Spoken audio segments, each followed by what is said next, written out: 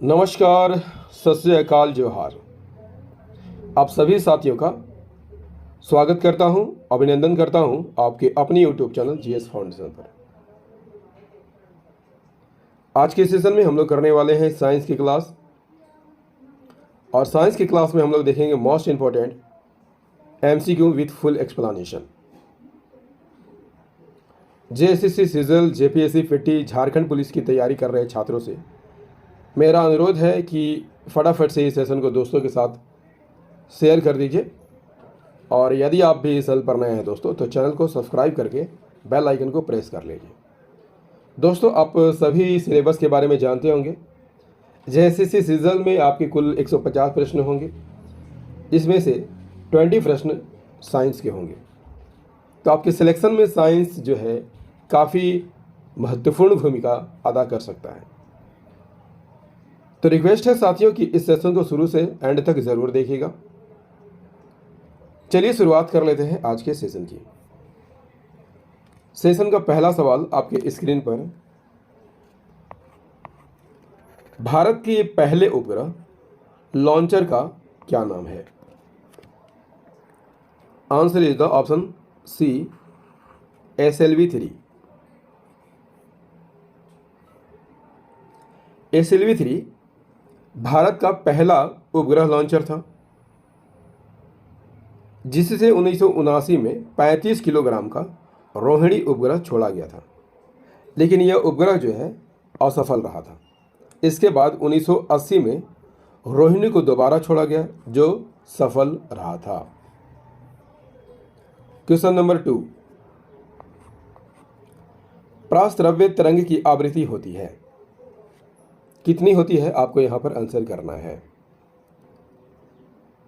इसका सही आंसर हो जाएगा दोस्तों, option A is the correct answer, 20 के हर्ज, यानी 20,000 हर्ज के ऊपर। ध्वनि कितने प्रकार की होती हैं? 3 प्रकार की होती हैं, अश्रव्य ध्वनि तरंगे, श्रव्य ध्वनि तरंगे और प्राश्रव्य ध्वनि तरंगे। आइए हम इन तीनों को बारी बारी से देखते हैं। सबसे पहले देखते हैं अश्रव्य ध्वनि तरंग। वह ध्वनि तरंगे जिनकी आवृत्ति 20 हर्ज से नीचे होती है, उन्हें क्या कहा जाता है? अश्रव्य ध्वनि तरंगे कहा जाता है। इससे हमारे कान नहीं सुन सकते हैं। इस प्रकार की तरंगों को बहुत बड़े आकार के स्रोतों से उत्पन्न किया जाता है। श्रव्य तरंगों की बात कर लिया जाए तो 20 हर्ज से 20,000 हर्ज के बीच की आवृत्ति वाले तरंगों को श्रव्य तरंगे कहते हैं, और इन तरंगों को हमारे कान सुन सकते हैं। प्राश्रव्य ध्वनि तरंगे 20,000 हर्ज से ऊपर की आवृत्ति वाले ध्वनि तरंगों को प्राश्रव्य तरंगे कहा जाता है। मनुष्य के कान इसे नहीं सुन सकते हैं, लेकिन कुछ जानवर जैसे कुत्ता, बिल्ली, चमगादड़ आदि इसे सुन सकते हैं।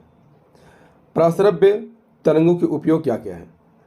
समुद्र की गहराई का पता लगाने में इसका उपयोग किया जाता है, कल कारखानों की चिमनियों से कालिख हटाने में, दूध के अंदर हानिकारक जीवाणुओं को नष्ट करने में, गठिया रोग के उपचार और मस्तिष्क के ट्यूमर का पता लगाने में प्राश्रव्य तरंगों का उपयोग किया जाता है।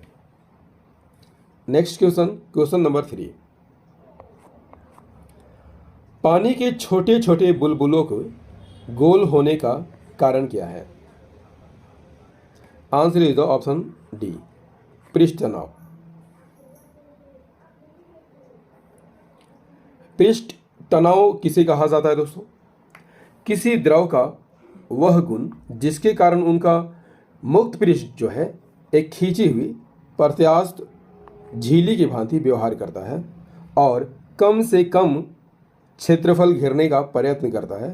द्रव के इस गुणधर्म को पृष्ठ तनाव कहा जाता है, सरफेस टेंशन कहा जाता है। गणितीय रूप में पृष्ठ तनाव को परिभाषित कैसे किया जाता है? पृष्ठ के इकाई लंबाई पर लगने वाले बल को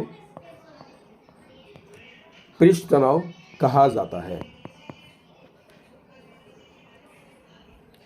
दूसरे शब्दों में, द्रव के पृष्ठ इकाई क्षेत्रफल की वृद्धि के लिए आवश्यक ऊर्जा को उस द्रव का पृष्ठ तनाव कहते हैं। इसका मात्रक क्या होता है? बल प्रति लंबाई। अगला सवाल क्या कहता है? क्वेश्चन नंबर 4, गुरुत्वाकर्षण नियम की परिभाषा किसने दी थी? Answer is the option A, Newton ने दी थी। न्यूटन ने गुरुत्वाकर्षण का सिद्धांत दिया था। इस सिद्धांत के अनुसार दो पिंडों के बीच लगने वाला आकर्षण बल दोनों पिंडों के गुणनफल के समानुपाती और उनके बीच की दूरी के वर्ग के व्युत्क्रमानुपाती होता है। माना कि एक पिंड पृथ्वी है जिसका द्रव्यमान m है और इसी के धरातल पर कोई पिंड है जिसका द्रव्यमान m है और उनके बीच की दूरी r है, तो गुरुत्वाकर्षण सिद्धांत के अनुसार बल क्या होगा? गुरुत्वाकर्षण बल क्या होगा? G m r², जहां G जो है गुरुत्वाकर्षण नियतांक है। नेक्स्ट क्वेश्चन, क्वेश्चन नंबर 5, त्वरित चालक बनाने के लिए प्रयुक्त धातु कौन है? This is very very important question. त्वरित चालक बनाने के लिए प्रयुक्त धातु कौन है? Answer is the option B, copper है। त्वरित चालक क्या होती है दोस्तों? एक धातु है जो चालक की छड़ होती है। इसे ऊंचे भवनों की छत पर लगाया जाता है। किस लिए? सुरक्षा के लिए। त्वरित चालक का ऊपरी सिरा नुकीला होता है और इसे भवनों के सबसे ऊपरी हिस्से में जड़ दिया जाता है और इसे तांबे के तार से जोड़कर उसको नीचे लाकर धरती में गाड़ दिया जाता है और इसमें नमक मिलाकर उसे आखिरी सिरे का अंत किया जाता है। क्वेश्चन नंबर 6, चुंबकीय क्षेत्र की तीव्रता का मात्रक क्या होता है? चुंबकीय क्षेत्र की तीव्रता का मात्रक क्या होता है?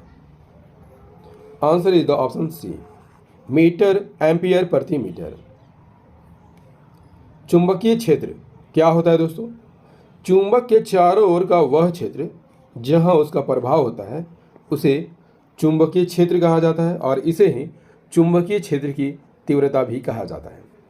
चुंबकीय क्षेत्र की तीव्रता सदिश राशि है। सीजीएस पत्ती में चुंबकीय क्षेत्र की तीव्रता का मात्रक क्या होता है दोस्तों? गॉस होता है। जबकि एसआई पद्धति में चुंबकीय क्षेत्र की तीव्रता का मात्रक टेस्ला होता है। Clear? Next question, question number 7, uranium अंततः किस तत्व के अस्थायी आइसोटोप में बदल जाता है? Answer is the option C, सीसा में बदल जाता है। यूरेनियम की बात कर लिया जाए तो इसकी खोज कब हुई थी? 1789 में हुई थी। किसके द्वारा? कैलेब प्रोट के द्वारा। इसके अयस्क का क्या क्या नाम है? पिंस ब्लेड, और इसी अयस्क से यूरेनियम का निष्कर्षण किया जाता है। 1896 में इस वर्ष को याद कर लीजिएगा, हेनरी वैक्यूवेरल ने यूरेनियम में ही रेडियो एक्टिविटी की खोज की थी। नेक्स्ट क्वेश्चन, क्वेश्चन नंबर 8, श्वेत कोयला किसे कहा जाता है? Answer is the option C, जल विद्युत को श्वेत कोयला कहा जाता है। श्वेत कोयला जल विद्युत को कहा जाता है और यह पानी को रोककर उसे टरबाइनों पर गिराने से उत्पन्न होती है। Next question, question number 9, prism से गुजारने पर प्रकाश का कौन सा रंग सबसे अधिक विचलन दर्शाता है? कौन सा रंग सबसे अधिक विचलन दर्शाता है? Answer is the option C, बैंगनी रंग सबसे अधिक विचलन दर्शाता है। वर्ण विक्षेपण क्या है दोस्तों? जब कोई सफेद प्रकाश किसी पारदर्शी प्रिज्म से गुजरता है तो वह 7 अलग अलग रंगों में बढ़ जाता है। इसी प्रक्रिया को प्रकाश का वर्ण विक्षेपण कहते हैं। इस घटना को सबसे पहले आइजक न्यूटन ने पेश किया था। सबसे ऊपर आपको कौन सा रंग दिखाई देता है? रेड दिखाई देता है। और सबसे अधिक विचलन वायलेट का होता है, इसलिए सबसे नीचे वायलेट दिखाई देता है। बीच में कौन सा रंग दिखाई देता है दोस्तों? ग्रीन यानी हरा रंग सबसे बीच में होता है। क्लियर? क्वेश्चन नंबर 10, एक्सरे की खोज किसने की थी? आसान सा सवाल है दोस्तों। एक्सरे की खोज रोंटगन ने की थी। Option number B is the correct answer. X ray क्या है दोस्तों? एक प्रकार का विद्युत चुंबकीय विकिरण है। इसका तरंगदैर्घ्य 10 से 0.01 नैनोमीटर तक होती है और यह चिकित्सा के लिए सर्वाधिक प्रयोग की जाती है। इसकी खोज रोंटगन ने की थी, इसीलिए इनके नाम पर इसे रोंटगन विकिरण भी कहा जाता है। क्वेश्चन नंबर 11, वाहनों में स्नेहक तेल का प्रयोग किया जाता है किस लिए? ईंधन दहन के लिए, प्रवाह को धारा रेखी बनाने के लिए, घर्षण बढ़ाने के लिए, घर्षण कम करने के लिए। सही आंसर हो जाएगा ऑप्शन डी, घर्षण कम करने के लिए स्नेहक का उपयोग किया जाता है। स्नेहक क्या होता है दोस्तों? एक ऐसा पदार्थ है जो दो गतिशील सतहों के बीच लगाया जाता है ताकि उनके बीच घर्षण कम हो सके। इससे क्या होता है? कार्य कुशलता में सुधार होता है और गतिशील सतह जल्दी नहीं खिंचता है। Clear? Next question, question number 11, आर्द्रता का मापन किससे किया जा सकता है? Answer is the option B, hygrometer से। That is option number B. आर्द्रता क्या होता है दोस्तों? वायुमंडल में उपस्थित जलवाष्प को वायुमंडल की आर्द्रता कहते हैं, ह्यूमिडिटी कहते हैं। वायुमंडल में आर्द्रता जो है 0 से 4% तक पाई जाती है और गैसीय अवस्था जैसे जलवाष्प, तरल अवस्था, जल की बूंदें एवं ठोस अवस्था जैसे हिमकण के रूप में विद्यमान रहती है। Clear? Next question, question number 30, silicon क्या है? तो सिलिकॉन अर्धचालक है। Option number A is the correct answer. Silicon की बात कर लिया जाए तो यह एक रासायनिक तत्व है और यह पृथ्वी पर ऑक्सीजन के बाद सबसे अधिक पाया जाने वाला तत्व है। सिलिकॉन के यौगिक इलेक्ट्रॉनिक अवयव, साबुन, शीशे और कंप्यूटर चिप्स में इस्तेमाल किए जाते हैं। सिलिकॉन की खोज यदि आपसे पूछ ले कब और किसके द्वारा किया गया था? 1824 में स्वीडन के रसायन शास्त्री जैकब बर्जीलियस ने इसकी खोज की थी। अगला सवाल, क्वेश्चन नंबर 14, जहाजों में समय मापने के लिए प्रयुक्त उपकरण कौन है? इसका सही आंसर हो जाएगा ऑप्शन बी, क्रोनोमीटर। क्रोनोमीटर एक वैज्ञानिक उपकरण है और यह उपकरण जो है जलयानों पर लगाया जाता है और इससे सही समय का पता लगाया जाता है। क्वेश्चन नंबर 15, बारूद का आविष्कार किसने किया था? तो बारूद का आविष्कार रोजर वेकर ने किया था। Option number B is the correct answer. बारूद एक विस्फोटक रासायनिक मिश्रण होता है। इसे गन पाउडर या अपने काले रंग के कारण इसे काला पाउडर भी कहा जाता है। बारूद जो है गंधक, कोयला, सोरा यानी पोटासियम नाइट्रेट या सॉल्ट पीटर का मिश्रण होता है। दोस्तों, साइंस का ये सेशन आपको कैसा लगा? उम्मीद करता हूँ दोस्तों अच्छा लगा होगा। यदि सेशन पसंद आया हो तो इसे लाइक कर दीजिएगा, दोस्तों के साथ शेयर कर दीजिएगा और यदि आप भी इस चैनल पर नए हैं तो चैनल को जरूर सब्सक्राइब कर लीजिएगा, बेल आइकन को प्रेस करना मत भूलिएगा।